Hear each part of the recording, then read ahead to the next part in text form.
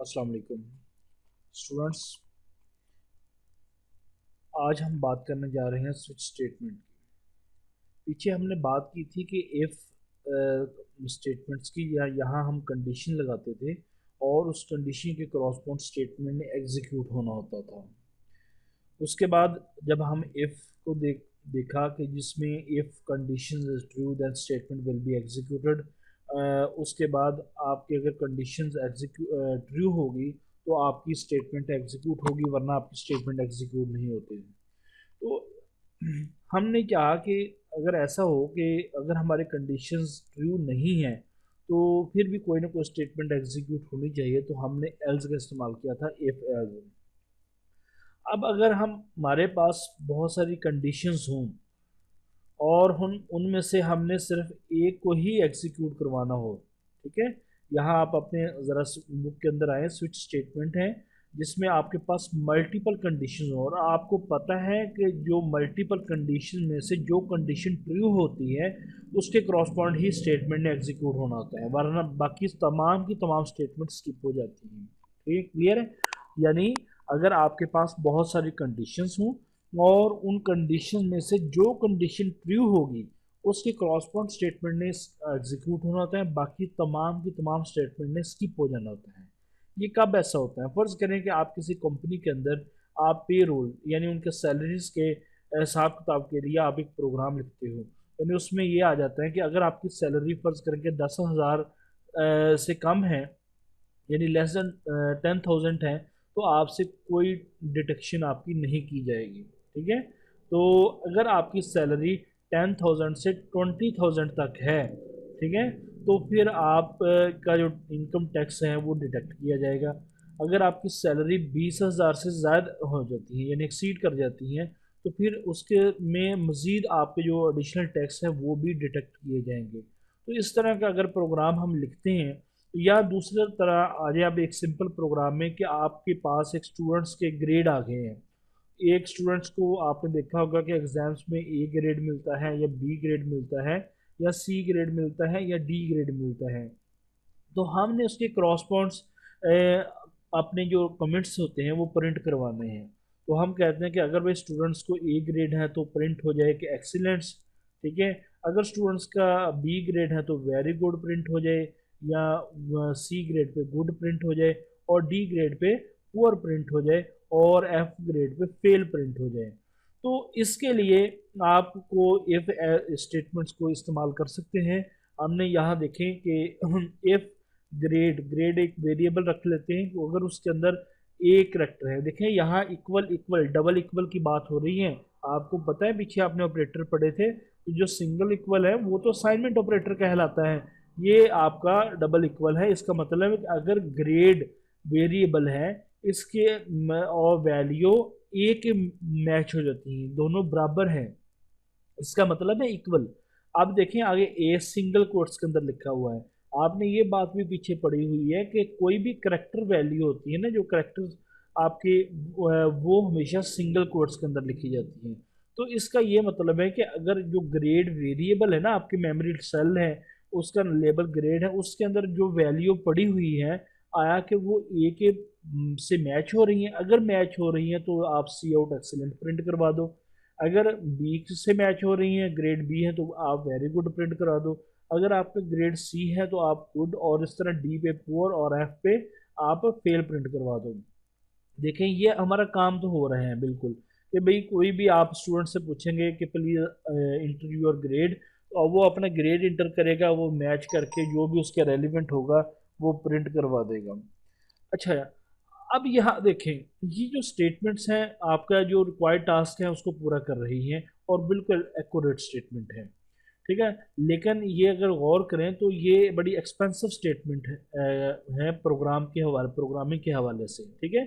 यहाँ देखिए, यहाँ लिखा भी हुआ है कि it is a most expensive statement in the program, ठीक है। यानी ये ज़्यादा फ्लेक्सिबल स्टेटमेंट नहीं है। हम ये कैसे आपकी एक्सपेंसिव स्टेटमेंट है, ज़रा मैं इसको एक्सप्लेन करता हूँ। देखिए, स्टूडेंट्स का था, स्टूडेंट ने बी ग्रेड लिया अपने एग्जाम्स के अंदर, तो जैसे ही कंट्रोल आया उसने आके चेक किया एफ ग्रेड इक्वल टू ए, तो ये तो मैच नहीं हुआ। जैसे उसका चेक किया F grade equal to B, हाँ यस ये मैच हो गया। तो ये प्रिंट हो जाएगा वेरी गुड। अब आपको पता था कि स्टूडेंट्स को तो एक ही ग्रेड मिलना है, उसको या ए मिलेगा, बी मिलेगा, सी मिलेगा, डी मिलेगा, एफ। तो अब जैसे ही ये हमारा जो बी ग्रेड है वो मैच हो जाता है, तो ये कमेंट्स प्रिंट हो जाते हैं, वेरी गुड। तो उसके बाद आगे वाली जो है कंडीशंस उसको चेक ही नहीं करना चाहिए। आपकी जो स्टेटमेंट है आपके प्रोग्राम को वो टर्मिनेट हो जाना चाहिए। आपका जो तो काम हो गया जो काम चाहिए था। तो फिर भी यहाँ देखें वो बाकी उसके बाद भी वो बाकी तमाम स्टेट कंडीशन को चेक कर रहे हैं और स्किप कर रहे हैं। तो यहाँ हमारे जो प्रोसेसिंग की टाइमिंग है वो वेस्ट हो रही है।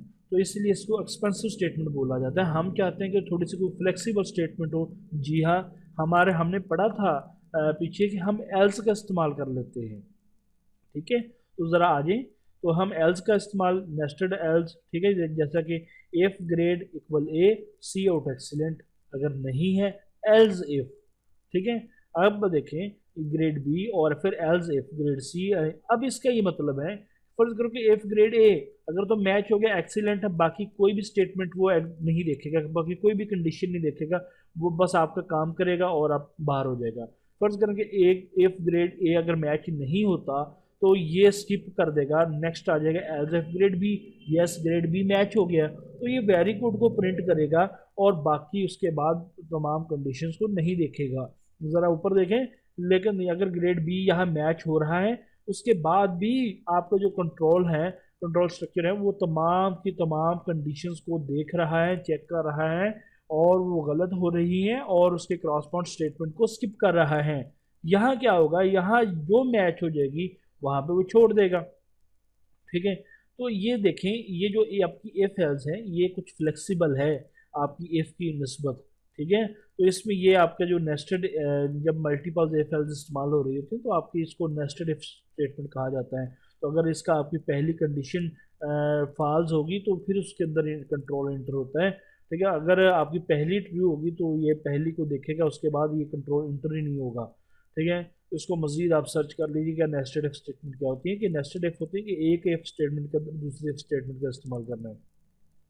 अच्छा, लेकिन सी लैंग्वेज के अंदर हमें एक और कंस्ट्रक्ट मिलता है, एक और स्ट्रक्चर मिलता है इस चीज़ों को हैंडल करने के लिए। अगर आपके पास बहुत सारी कंडीशंस हो और उनमें से एक कंडीशन दुरुस्त होना हो और उसके क्रॉसवर्ड स्टेटमेंट एग्जीक्यूट होना हो, उसके लिए हमें सी लैंग्वेज एक प्रोवाइड करती है स्टैंड अलोन कंस्ट्रक्टर, जिसको हम बोलते हैं स्विच स्ट्रक्चर।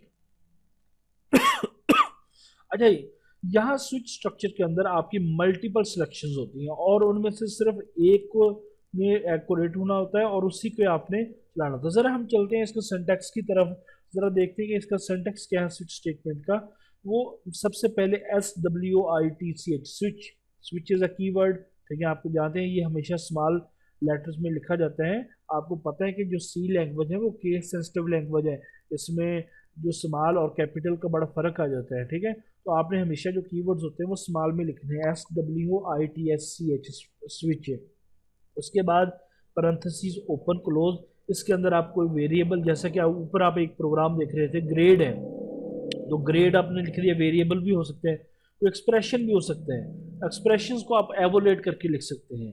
ठीक है, यानी फर्ज करें कि मैं कहता हूँ कि x + y जो भी वैल्यू आ रही है उसका आपने रिजल्ट देख रहे हैं आगे कि कौन किसके साथ मैच हो रहा है, तो ये एक्सप्रेशन भी हो सकता है, लेकिन उसको एवोलेट करने के बाद फिर वो चेक कर रहा होता है। उसके बाद ब्रेसेस ओपन और ब्रेसेस क्लोज इसकी बॉडी आ जाती है, उसके अंदर हम केस बना देते हैं, case 1, case 2, case 3, case n तक जितने भी आपने बनाने हैं आपकी रिक्वायरमेंट होती है। यानी लिखते क्या हैं, केस 1 कोलन, उसके बाद आपने जो भी स्टेटमेंट लिखनी लिखें, लिखने के बाद सेमीकोलन डाल दें आप।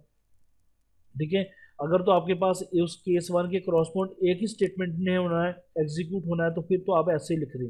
अगर एक से ज़ायद स्टेटमेंट होती है केस 1 के क्रॉसपॉइंट तो आप ब्रेसेस का इस्तेमाल करेंगे, तो आप चीज़ें अच्छे तरीके से जानते हैं। उसके बाद केस 2, ठीक है, ये कांस्टेंट 2 है, मैं आगे जाके बताता हूँ ये कांस्टेंट उसने क्यों लिखा।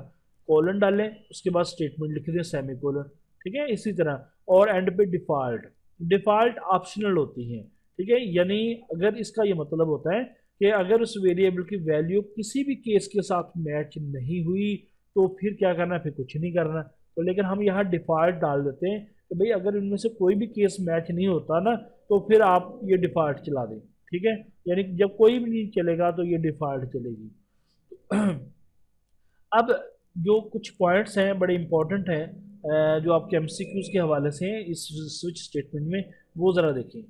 Switch statement there should be an integer variables, ठीक है। इसमें चार की भी हम लिख सकते हैं, ठीक है, कोई एक्सप्रेशन भी लिख सकते हैं, और वो हमेशा इंटीजर ही होना चाहिए, ठीक है। ये बात नोट कर लें, ठीक है। यानी स्विच के अंदर यहाँ जो वेरिएबल है ना या एक्सप्रेशन है, ये हमेशा इंटीजर ही इस्तेमाल होगा या करेक्टर इस्तेमाल होगा, ठीक है। होल नंबर ही होगा, कभी हशारिये वाला नंबर हम इस्तेमाल नहीं कर सकेंगे, ठीक है। ये लाइन आप गौर से देख लें। इन द स्विच स्टेटमेंट में there should be an integer variable, इसमें एक इंटीजर वेरिएबल ही होना चाहिए हमेशा, ये जिसमें चार भी शामिल है, ठीक है। यानी जैसा कि ग्रेड है ऊपर हम लिख रहे थे, आर एन एक्सप्रेशन, कोई भी एक्सप्रेशन हो which must evaluate integer type, और एक्सप्रेशन भी वो लिखें जो हमें रिजल्ट में इंटीजर वैल्यू दे, जैसा कि होल नंबर बोलते हैं, या डेसिमल, ये देखें डेसिमल नंबर जैसा कि 2.5 14.3 यानी इशारिये वाला नंबर नॉट अलाउड। ये बात आपके नंबर 1 नोट कर लेनी है कि आपने स्विच स्टेटमेंट के अंदर हमेशा कोई भी आपने वेरिएबल लिखना है वो आपने इंटीजर टाइप का लिखना है, कभी फ्लोट या डबल वगैरह का नहीं लिखना। और हाँ, करेक्टर का भी लिख सकते हैं आप, ठीक है, लेकिन जो इशारिये वाली वैल्यू को एक्सेप्ट नहीं करेगा। दूसरी चीज़ ये है कि हम इसके अंदर कंपाउंड कंडीशन नहीं लिख सकते। कंपाउंड कंडीशन का आपने देखा था ना कि अगर फर्ज करें कि जो मैंने मिसाल दी थी कि अली की हाइट 6 फीट है और उसका वेट है 50 kg, तो फिर वो क्रिकेट टीम के हिस्सा बन सकता है, या दोनों में से एक का दुरुस्त होना चाहिए। यानी आपने एंड ऑपरेटर और आर ऑपरेटर पढ़ा था, ये कंडीशंस भी यहाँ उनको बोलते थे कंपाउंड कंडीशंस। लॉजिकल ऑपरेटर के जरिए आपने पढ़ा था, आपको लॉजिकल ऑपरेटर का याद होगा, तो आप नहीं याद तो आप उसको दोबारा सुन लें लेक्चर्स को पिछले टॉपिक्स में जाके। तो ये कभी भी आप यूज़ नहीं करेंगे स्विच स्टेटमेंट के अंदर, ठीक है। तो दोबारा फिर मैं कर रहा हूँ रिपीट, आप इंटीजर को इस्तेमाल कर सकते हैं, कोई भी कांस्टेंट भी अगर करेंगे तो आप इंटीजर कांस्टेंट ही करेंगे, ठीक है। या वेरिएबल भी आपने तो इंटीजर टाइप के करेंगे, या चार करेक्टर टाइप यानी जैसे चार बोलते हैं।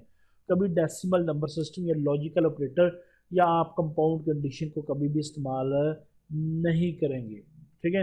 दूसरी बात, हाँ तीसरी बात यह है कि आप वेरिएबल का नाम ही इस्तेमाल करेंगे। तो ये तो आपको पता है ना कि जो वेरिएबल का नाम है वो केस कीवर्ड के अंदर साथ इस्तेमाल नहीं हो सकता, ठीक है। और उसके बाद जो डिफ़ॉल्ट स्टेटमेंट है वो ऑप्शनल है, ठीक है। अगर कोई केस मैच नहीं होता तो आपकी जो स्विच स्टेटमेंट है वो डिफ़ॉल्ट को एग्जीक्यूट कर देती होती है।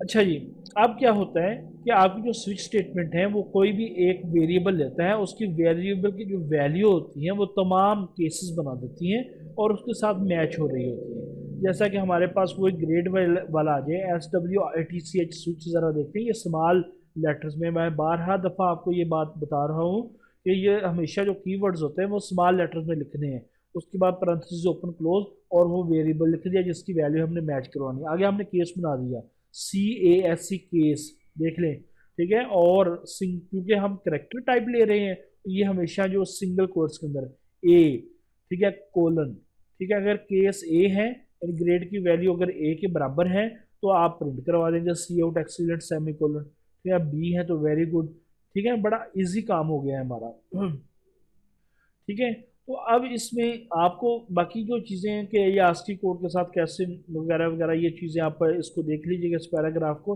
ये आपको चीज़ों को पता ही है। अच्छा, ये दूसरी जो बात मैं करने जा रहा हूँ कि ये जो आस्की कोड की ये देखें, अभी अब मैं बता रहा था कि जो आपको C लैंग्वेज है वो केस सेंसिटिव लैंग्वेज है।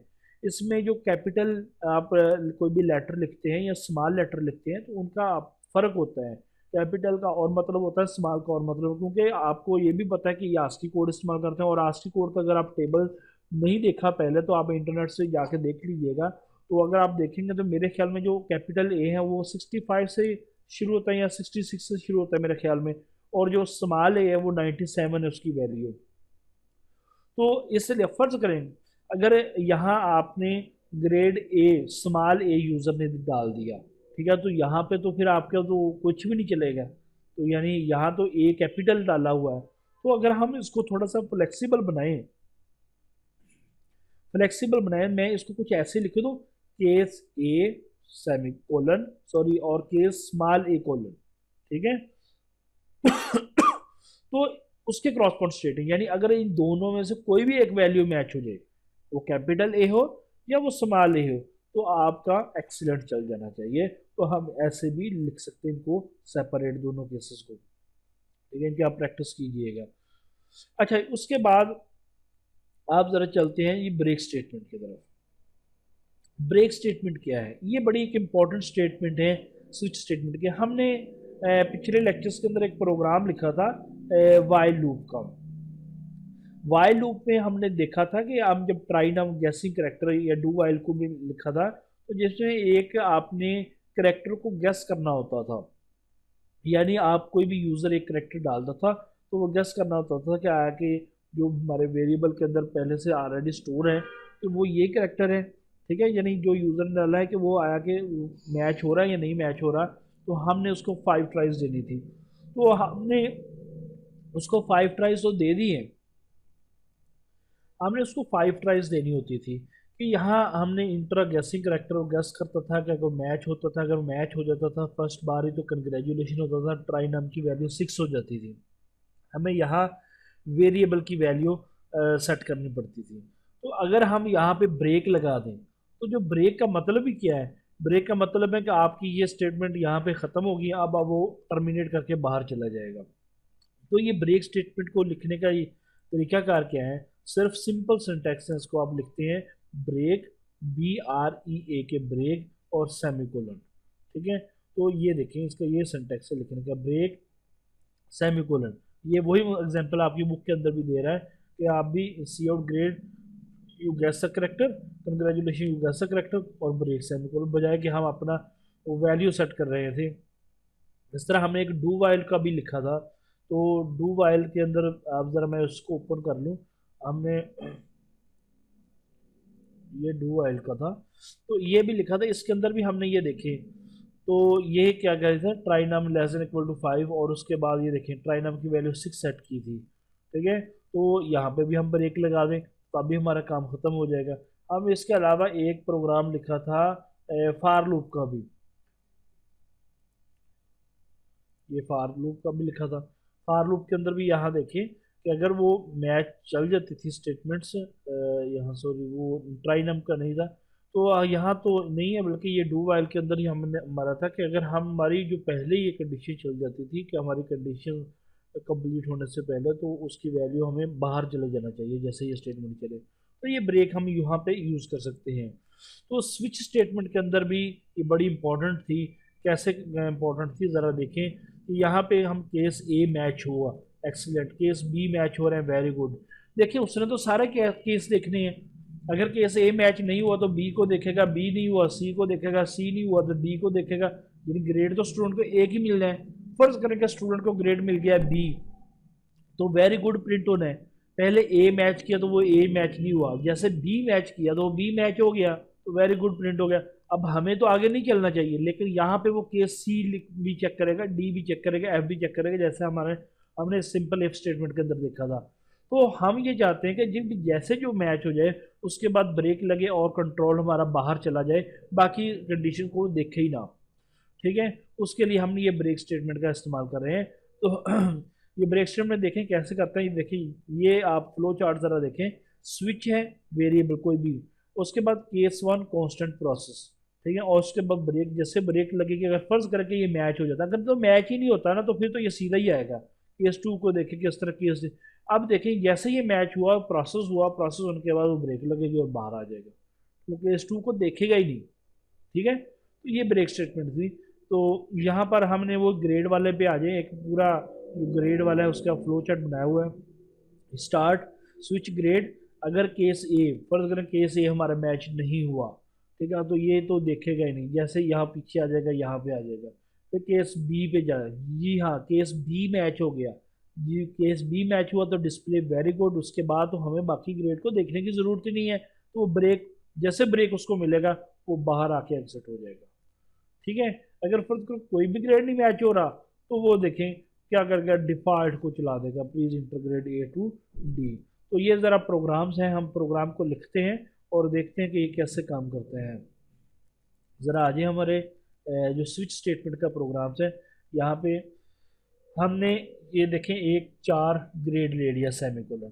Please inter student grade, student का ग्रेड इंटर करेगा, वो कहाँ चले जाएगा, ग्रेड वेरिएबल के अंदर चले जाएगा, स्विच ग्रेड। अगर फर्ज करेंगे यूज़र ए ग्रेड, ये तो मैंने आपको समझा चुका ना, हम कैपिटल ए और स्मॉल ए क्यों लिख रहे हैं, आपको पता है कि ये अपर केस और लोअर केस की वैल्यू सी लैंग्वेज के अंदर और होती हैं। तो देखें अगर दोनों में से एक भी होगा तो एक्सीलेंट हो जाएगा। ब्रेक, उसके बाद ये देखें हमने ब्रेक लगाया। मैं ये कमेंट्स को ज़रा ख़त्म करता हूँ। देखिए कमेंट्स मैंने लिखे हैं इस प्रोग्राम के अंदर ताकि आप लोगों को पता चल जाए कमेंट्स कैसे लिखने हैं, ठीक है।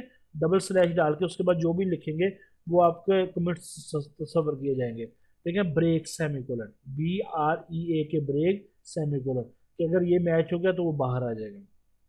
ठीक है, केस बी मैच हो गया, वेरी गुड। ठीक है, ब्रेक सेमीकोलन। इस तरह केस सी और सी जो भी मैच हो गया, गुड। डी और डी इस तरह एफ फेल और डिफ़ॉल्ट पे जाएगा प्लीज, तो वो डिफ़ॉल्ट पे कह देगा प्लीज़ इंटरग्रेड पे। इस तरह हम इसको कंपाइल करते हैं। मैंने सेव किया इसको स्विच के नाम से और उसको कंपाइल किया, कंपाइलेशन हो रही है। देखिए ये 0 एरर है। तो अब हम इसको ज़रा चलाते हैं। तो यहाँ पे जाके मैंने इसका नाम रखा है SWTCH। आप नाम जो होता है अपनी मर्ज़ी से रखें, SWTCH.exe। देखें प्लीज़ इंटर स्टूडेंट ग्रेड, तो जिस स्टूडेंट का ग्रेड फर्ज करें कि मैं इसमें सी इंटर कर देता हूँ। देखें उसने गुड प्रिंट किया और बाहर आ गया, बाकी पूछता ही नहीं है क्या है। तो यहाँ पे अगर मैं दोबारा इसको चलाता हूँ, स्विच डॉट EXE, तो मैं फर्ज करें कि मैं जी ग्रेड देता हूँ, तो क्या देगा, हमारा डिफ़ॉल्ट चल जाएगा, क्या देगा, प्लीज़ इंटरग्रेड ए टू BRF। तो ये तो आपने देख लिया, जो ब्रेक स्टेटमेंट है हमारे वहाँ से स्टॉप करवा देती हैं और हमारा जो प्रोग्राम है वो एग्जीक्यूट कर देती हैं। तो ये था आपकी ब्रेक स्टेटमेंट और स्विच के इस्तेमाल। इसको आप अच्छे तरीके से देखें, बड़े इंपॉर्टेंट है। दूसरी चीज़ आपने फिर मैं रिवाइज़ कर रहा हूँ कि आपने यहाँ स्विच के अंदर या तो करेक्टर यूज़ करना है या इंटीजर यूज़ करना है। कभी आपने कंपाउंड कंडीशन, अगर आपने कोई एक्सप्रेशन भी लगाना है तो आपने वो एक्सप्रेशन देखना जो आपको एवोलेट करने के बाद इंटीजर वैल्यू ही दे। कभी ये इशारिया वाले यानी डेसिमल वैल्यू को नहीं एक्सेप्ट करेगा, फ्लोट वगैरह का कोई कंसेप्ट नहीं है यहाँ पे, ना ही ये कंपाउंड ऑपरेटर को कंपाउंड कंडीशंस को यहाँ इस्तेमाल करना है। उसके बाद कंटिन्यू स्टेटमेंट भी वैसे ही है जैसे आपकी ब्रेक स्टेटमेंट है, लेकिन वो ब्रेक है, वो ब्रेक करने के लिए इसमें होती है, ब्रेक कर दी। ये जो कंटिन्यू, इसका मतलब होता है कि आप चल जाएं। बाज़ दफ़ा आप एक कोई लूप लिखते हैं तो लूप के अंदर उसको फर्ज करेंगे 2 पार्ट्स हैं, एक आपने पार्ट्स को स्टॉप कर देना है और एक चलते रहना है। तो हमारा जो लूप है उसकी जो स्टेटमेंट है जो चलती रहेंगी, हम वहाँ पे कंटिन्यू लगा देंगे, तो इसका मतलब है कि ये स्टेटमेंट एग्जीक्यूट होती रहेंगी एक ख़ास कंडीशन तक। तो ये इसका सिंटैक्स देख लें, कंटिन्यू CONTINU, कंटिन्यू सेमीकोलन्स। ठीक है, हम ज़्यादा इसका इस्तेमाल नहीं करेंगे। इसी तरह आगे चले जाएँ, गो टू स्टेटमेंट भी होते हैं। आप डायरेक्ट किसी, आपने जब बेसिक लैंग्वेज पढ़ी होगी या आपने कोई भी कोबोल पढ़ा तो उसमें आपने डायरेक्ट किसी स्टेटमेंट पर जाने के लिए विदाउट एनी कंडीशंस, ठीक है, तो आप गो टू का इस्तेमाल करते हैं, गो टू फ्लां स्टेटमेंट। ठीक है, गो टू फ्लां स्टेटमेंट, तो हम गो टू का इस्तेमाल करते हैं। तो ये भी हमें ज़्यादा हम सी के अंदर इस्तेमाल नहीं करेंगे। तो यहाँ पे एक हम प्रोग्राम लिखते हैं सैलरी का। यहाँ देखिए एक सैम्पल प्रोग्राम्स है, कहते हैं कि let consider a problem in a company, there are detection from the salary of the employee for fund, the detection rule are, ठीक है, if the salary is less than 10,000 then no detection. ठीक है, कहते हैं company है, आपको कोई assignment भी इस तरह की आ सकती है। ठीक है, बड़े अच्छे तरीके से इसको देखिएगा। एक कंपनी है, ये उसको सैलरीज एम्प्लॉय को देती है, वो मुख्तलिफ टैक्स वगैरह या कटौती वगैरह करना चाहती है, तो एक प्रोग्राम आप लिखेंगे कि अगर salary 10,000, if salary less than 10,000 then no detection, if salary is more than 10,000 and less than 20,000, ठीक है, देन डिटेक्ट 1,000। ठीक है, तो आपने 1,000 रुपये उसमें काट लेना है। अगर सैलरी आपकी इक्वल आर मोर देन 20,000 यानी 20,000 है या 20,000 से ज़्यादा है, तो आपने 7% उसमें टैक्स डिटेक्ट करना है। उसके बाद आपने सैलरी यूज़र से लेनी है, take salary from the user, and उसके बाद आपने डिटेक्शन करनी है और नेट पेबल अमाउंट बता देनी है। ठीक है, तो ये पूरा प्रोग्राम लिखा हुआ, ज़रा हम यहाँ लिख के चला के भी देखते हैं कि ठीक है। तो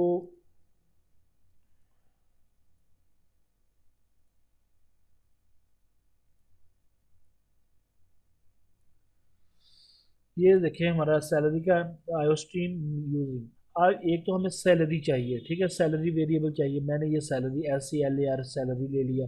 दूसरा हमें डिटेक्शन चाहिए। डिटेक्शन जब हम डिटेक्ट करेंगे तो जारी बात है आपकी जो 7% की जब बात हो रही है तो वो इशारे में वैल्यू एक्यूरेट रिजल्ट हो जाएगा, इसलिए हम फ्लोट ले लेते हैं। और जब आपके इशारिये में डिटेक्शन होगी तो आपके जो नेट पेएबल भी इशारिये में आएगी, तो वो भी हम फ्लोट ले लेते हैं नेट पेएबल। हमें 3 वेरिएबल लेने थे, एक सैलरी जो यूज़र से पूछा करने के अपनी सैलरी बताएं, उसके बाद चेक करने के बाद उसमें अगर कटौती होती है डिडक्शन का एक वेरिएबल चाहिए, एक हमें नेट पेएबल का वेरिएबल चाहिए। ठीक है, प्लीज़ इंटर द सैलरी, वो सैलरी के अंदर आ जाएगी। स्विच स्टेटमेंट यूज़ कर रहे हैं, आप देखें स्विच का सिंटैक्स देख लें, यहाँ एक्सप्रेशन हमने लगाया हुआ है। ठीक है, ये एक सिंपल वेरिएबल है, सैलरी डिवाइड बाय 1000 और 10,000। उसने ये कहा था कि अगर सैलरी 10,000 से कम है तो फिर कोई आपकी कटौती नहीं होगी। अगर 10,000 या 10,000 से ज़ायद है, ठीक है, तो आपकी फिर डिडक्शन होगी 1,000 रुपये की। फिर अगर यानी 20,000 से कम है तो फिर तो 1,000 रुपये, अगर 20,000 हो गई और 20,000 या 20,000 से ज़ायद है आपकी, तो फिर आपके 7% डिडक्शन होगी। तो ज़रा देखें सैलरी डिवाइड बाय 10,000। अब सैलरी फर्ज करें 10,000 ही है, तो 10,000 डिवाइड बाय 10,000 तो 1 आ जाएगा। तो अब ये देखें आपके ऊपर करेंगे 10,000 से सैलरी कम है तो आप उसको 9,000 तकसीम 10,000 करेंगे तो आपका जवाब क्या आएगा, 0 आएगा। अगर केस 0 है, देखिए कोलन, केस 0 है तो फिर उसके क्रॉस ये स्टेटमेंट चलेगी, तो डिटेक्शन भी 0 हो जाएगी सेट, और नेट पेबल वही होगी जो आपकी सैलरी थी। ठीक है, यानी फिर 9,000 थी सैलरी, 9,000 नेट पेबल को हो जाएगी, और आपकी net payable salary minus detection, तो आपके कैसे प्रिंट होगा, सैलरी की वैल्यू फर्क करके आपकी 9,000 माइनस 0, ठीक है, इक्वल टू 9,000 प्रिंट हो जाएगी। ठीक है, और ब्रेक लग जाएगी, और उसके बाद हमें देखने की ज़रूरत ही नहीं है, क्योंकि एक बंदे की अगर फर्ज करें कि सैलरी उसकी 10,000 आ गई, या 10,000, 11,000 आ गई, 12,000 आ गई, यानी 19,999 तक, ठीक है, उसकी सैलरी है। अगर वो डिवाइड करता है तो जारी बात है आपको पता है, अगर तो 20,000 होगी फिर तो ये 10,000 ज़रूर 2 करेंगे 20,000 हो जाएगी। तो अगर आपकी 19,999 तक है तो आप 10,000 पे तकसीम करते हो तो आपको पता है ना, तो एक पे जाएगा 10,000, एक 10,000। तो यानी अगर वो उसका रिजल्ट एक आता है, केस 1 बनता है, तो फिर डिटेक्शन 1,000 है आपकी। ठीक है, और आप क्या करेंगे, नेट पेएबल सैलरी में से एक डिटेक्शन निकाल देंगे, बाकी आपकी नेट सैलरी प्रिंट करवा देंगे आप, ब्रेक हो जाएगी। ठीक है, ये तो अगर होगी। तो अब तीसरा केस था कि अगर 20,000 या 20,000 से ज़्यादा है तो 7% डिटेक्शन होगी। तो अगर डिफ़ॉल्ट, अगर दोनों केस मैच नहीं हो रहे तो आप क्या करेंगे, सैलरी मल्टीप्लाई 7 डिवाइड बाई 100, आपको पता है ये कैसे कैसे निकालते हैं, आपने पीछे प्रोग्राम किए हुए हैं। ठीक है, और 7% बनेगा, 7% के हिसाब से आप सैलरी के से जो भी डिडक्शन बनेगी, जितनी 20,000 है, 22,000, 25,000 सैलरी है, तो आपकी उस हिसाब से वो डिडक्शन बन जाएगी, और net payable equal to salary minus deduction, और इस तरह ये आपकी प्रिंट हो जाएगी। ठीक है, यहाँ पे आप कमेंट्स लिख सकते हैं, कमेंट्स लिखने का बड़ा आसान सा तरीका है। ठीक है, देखें मैंने ये डबल स्लैश डाली, डबल स्लैश में मैंने क्या कहते हैं, वेरिएबल डिक्लेरेशन। जो भी आप लिखेंगे ये आपके कमेंट्स होंगे, ये प्रोग्राम का हिस्सा नहीं होता, ये डिस्क पे जगह नहीं लेते। बेहतर तो ये है कि आप अपने हर प्रोग्राम के अंदर कमेंट्स साथ लिखें, ताकि आपको पता हो या देखने वाले को पता चले कि आप यहाँ पे क्या चीज़ इस्तेमाल कर रहे हैं। आज चलते हैं हम अपनी किताब की तरफ। ठीक है, टिप्स देख लें, try to use switch statement instead of multiple if statement, के बजाय कि आप बार बार इफ एल्स को इस्तेमाल कर रहे हो, अगर आपके पास मल्टीपल कंडीशन हो तो आप स्विच स्टेटमेंट का ही इस्तेमाल करें। उसके बाद स्विच स्टेटमेंट में आप ब्रेक का इस्तेमाल करना मत भूलिएगा। ठीक है, क्योंकि उसके बाद अगर ब्रेक नहीं लगाते तो आपको लॉजिकल एरर आ सकता है। तो हमेशा जो आपको बताया था जो डिफ़ॉल्ट है ये एक ऑप्शनल है, तो ये आप लगाएं या ना लगाएं, लेकिन आप लाजमी यूज़ करें कि उसका मतलब ये है कि अगर कोई केस मैच नहीं होता तो ये डिफ़ॉल्ट कुछ ना कुछ तो प्रिंट होना चाहिए। ठीक है, लेकिन आखिर में हमने पढ़ी थी go to statement. Go to statement आप अपने प्रोग्राम में कभी यूज़ ना करें। ठीक है, और उसके बाद ब्रेक और कंटिन्यू स्टेटमेंट कभी मिनिमाइज, यहाँ ज़रूरत हो वहाँ इस्तेमाल करें आप। ठीक है, हर जगह इस्तेमाल ना करें। ठीक है, यहाँ तक स्टूडेंट्स आज हमने कवर किया स्विच स्टेटमेंट के बारे में, ब्रेक स्टेटमेंट के बारे में, और कंटिन्यू और गो टू स्टेटमेंट के बारे में। और आप इनको स्विच स्टेटमेंट को अच्छे तरीके से देखें, उनके प्रैक्टिस करें प्रोग्राम्स की, ठीक है। और उनको अपने इम्तहान के हवाले से भी अच्छे तरीके से तैयार करें। कोई प्रॉब्लम्स होती हैं तो आप यहाँ डिस्कस करें कमेंट्स बॉक्स में, और उसके साथ साथ इस चैनल को भी सब्सक्राइब करें।